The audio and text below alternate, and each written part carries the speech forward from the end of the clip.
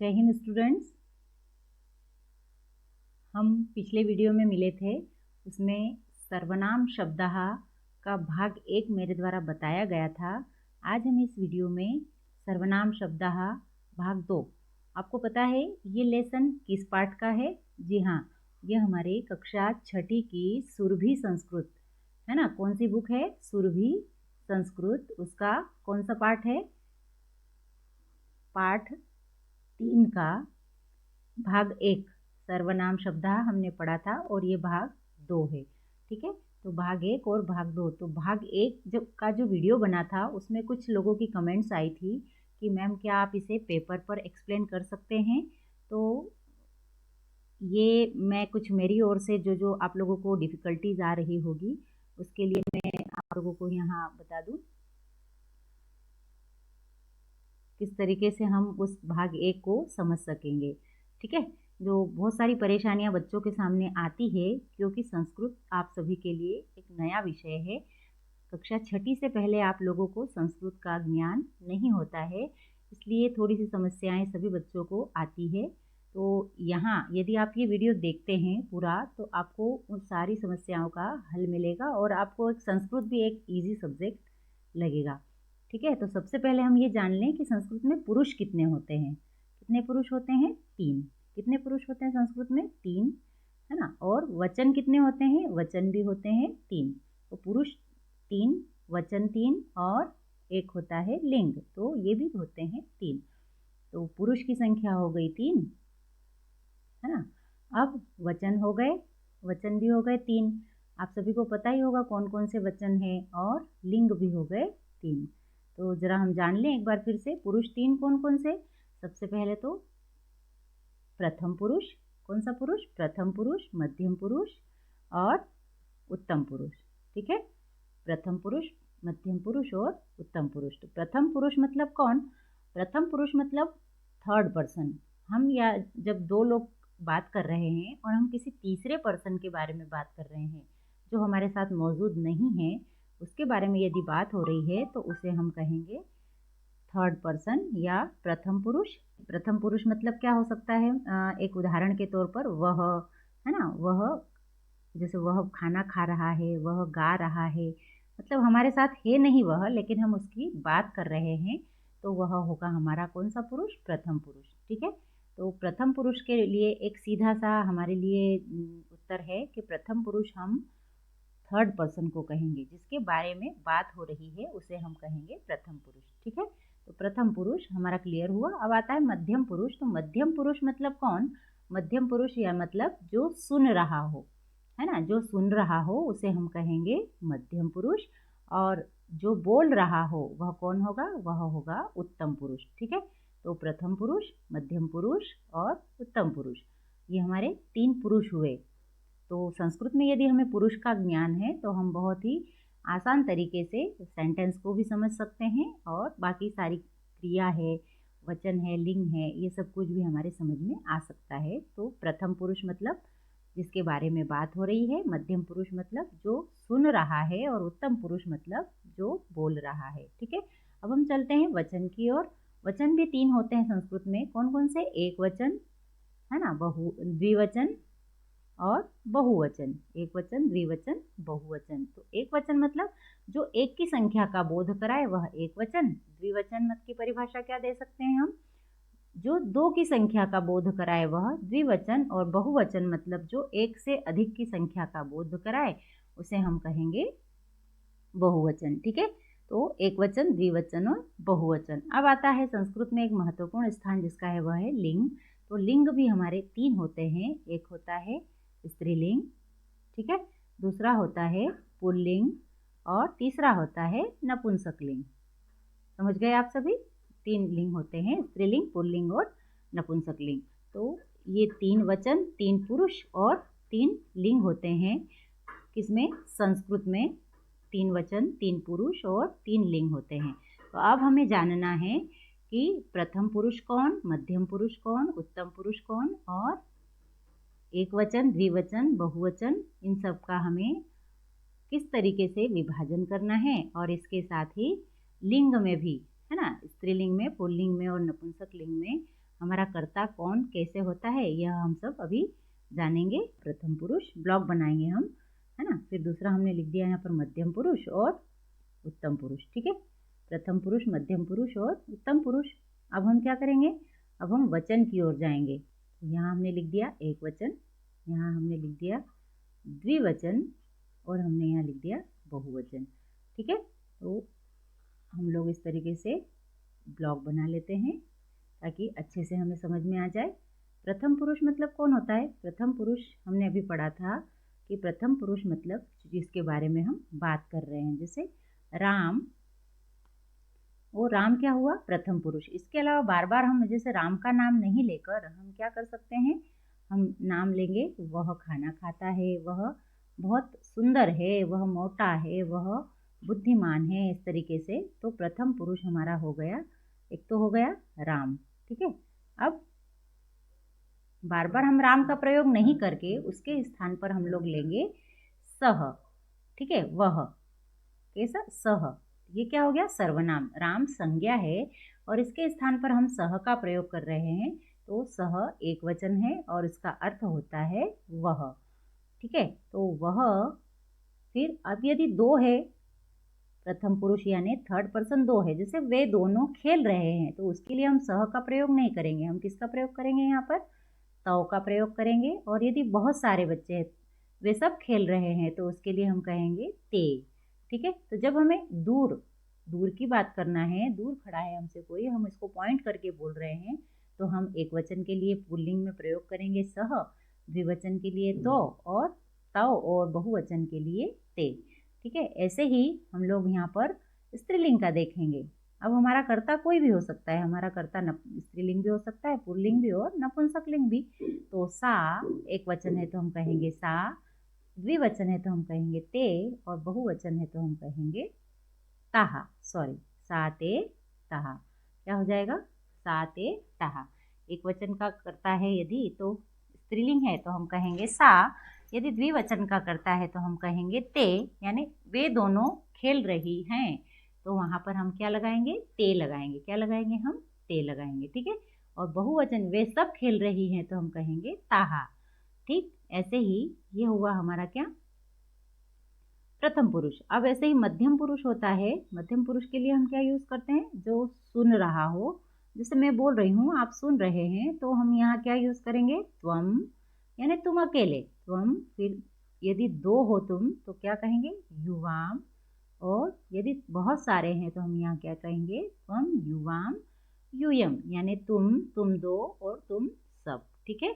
कौन है ये? कौन सा पुरुष हुआ? मध्यम पुरुष। कौन से वचन में? एक वचन में त्वम होगा, द्विवचन में होगा युवाम, और बहुवचन में होगा यूयम। यानी तुम खेलते हो तो हम क्या कहेंगे? त्वम खेलसी या त्वम क्रीडसी। तुम दोनों खेलते हो तो युवाम क्रीडतः और यूयम क्रीडत, ठीक है। अब आता है उत्तम पुरुष। उत्तम पुरुष मतलब कौन होता है? अभी बताया था, उत्तम पुरुष मतलब जो बोल रहा है, यानी मैं बोल रही हूँ तो मैं को संस्कृत में कहते हैं अहम, ठीक है। मैं को संस्कृत में क्या कहते हैं? अहम और आवाम, वयम। अहम, आवाम, वयम। अहम मतलब मैं, फिर आवाम मतलब हम दोनों, और वयम मतलब हम सब, ठीक है। तो ये हुआ उत्तम पुरुष, यानी जो बोल रहा है, मैं बोल रही हूँ, हम दोनों या फिर हम सब। तो ये तो हुए हमारा क्या? सर्वनाम शब्द हम क्या क्या यूज कर सकते हैं संज्ञा के स्थान पर, ये हमारे सर्वनाम। अब इसके साथ हमें क्रिया में भी बदलाव लाना होता है। जैसे मैंने बताया था कि वर्तमान काल की क्रिया के साथ हम लोग प्रथम पुरुष में क्या, एक सूत्र मैंने बताया था, ती और तह और अंति, ये सूत्र था हमारा। ती तह अंति। फिर मध्यम पुरुष के साथ सी थह थ, और आमी आवह आमह, ये हमारा उत्तम पुरुष के साथ। तो ये सूत्र हमें यदि मान लो किसी धातु के साथ लगाना है, हमें क्रिया यदि बनाना है, तो हम क्या करेंगे? इस सूत्र का प्रयोग करेंगे। जैसे मान लो हमें धातु दे दी, पट। क्या धातु दे दी हमें? पठ धातु दे दी मान लो, है ना, ठीक है। ऐसा कहा जाता है कि ये पठ धातु है। पठ धातु में अब हमें इसको प्रथम पुरुष के साथ लगाना है। तो जैसे पठ का क्या हो जाएगा, पठ ती। पहला हमारा सूत्र प्रथम पुरुष के साथ हम ती तह अंति लगाते हैं, तो पठती। द्विवचन होगा तो पठतः, और बहुवचन हुआ तो पठंती, है ना। ये ती, ये तह और ये अंति, ये सूत्र है हमारा। इससे क्या बन गई, पढ़ता है, वे दोनों पढ़ते हैं और वे सब पढ़ते हैं। ठीक, ऐसे ही ये हमारा कौन सा पुरुष था, ये हमारा प्रथम पुरुष था। अब हमारा पुरुष कौन सा आता है, मध्यम पुरुष। मध्यम पुरुष मतलब कौन, जो सुन रहा है, यानी त्वम, तुम। ठीक है, तो अब इसके साथ हमारे सूत्र के हिसाब से हमें क्या लगाना है, सी लगाना है, और क्या लगाना है, थ लगाना है, और क्या लगाना है, थ। सी थह थ। तो हम पठ धातु में यदि हमने लगाया पठ सी हो गया, पठ धातु में थ लगाया पठतः हो गया, और पठ धातु में थ लगाया तो पठथ हो गया। ठीक है, अब आता है हमारा उत्तम पुरुष। उत्तम पुरुष में कौन, जो बोल रहा है, तो उसके साथ हमारा सूत्र है आमी, आवह और आमह। ये हमारा सूत्र है। अब हम इसको मान लो पठ धातु में लगाते हैं, तो हमारा शब्द बन गया पठामी।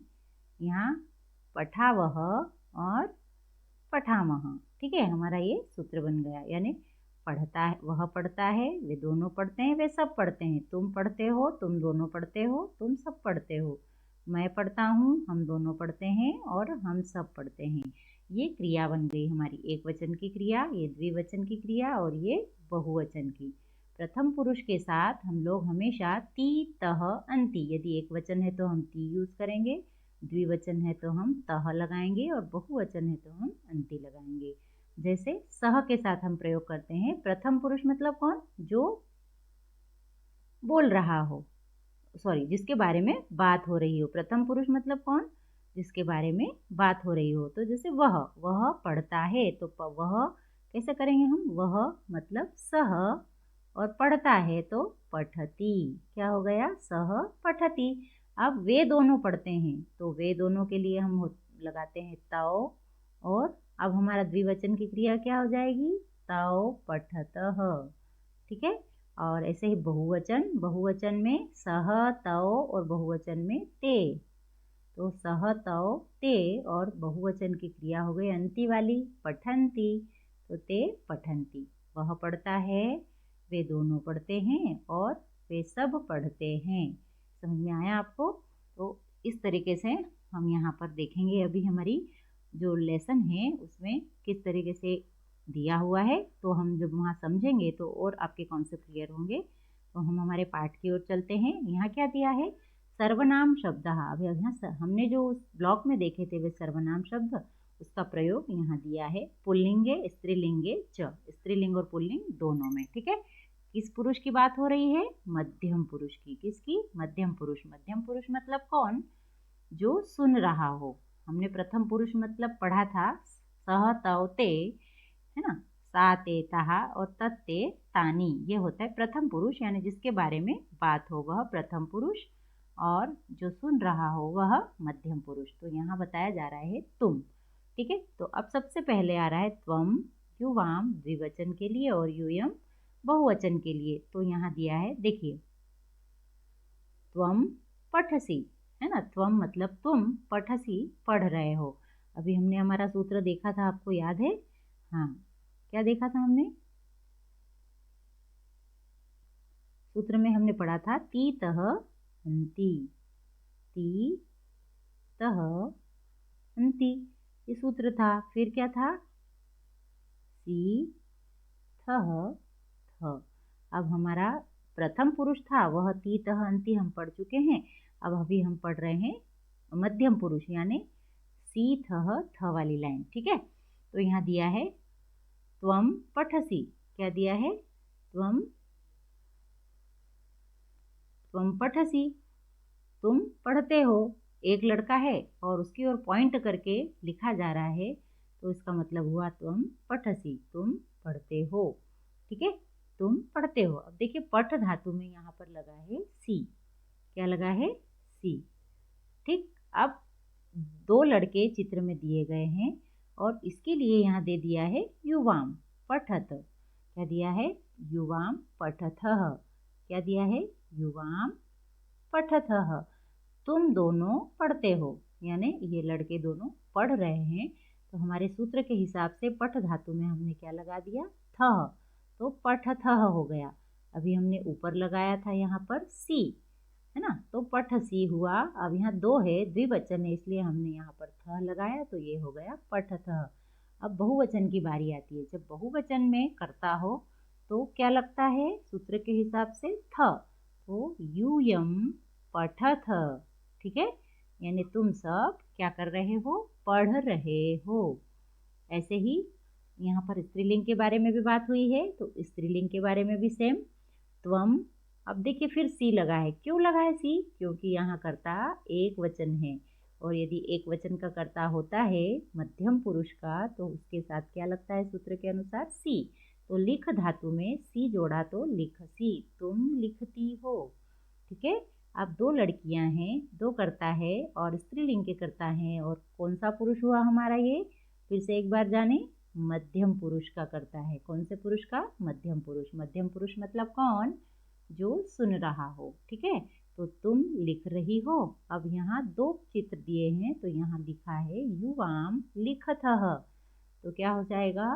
तुम दोनों लिख रही हो। अब ऐसे ही यहाँ पर कितने कर्ता है? देखो 1 2 3 एंड 4, मतलब बहुवचन की संख्या है।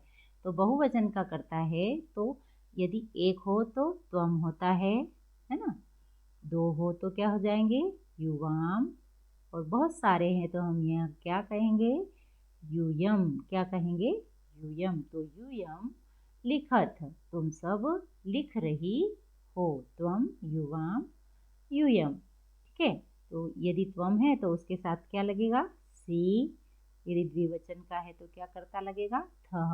और बहुवचन का है तो थ। सी थह थ।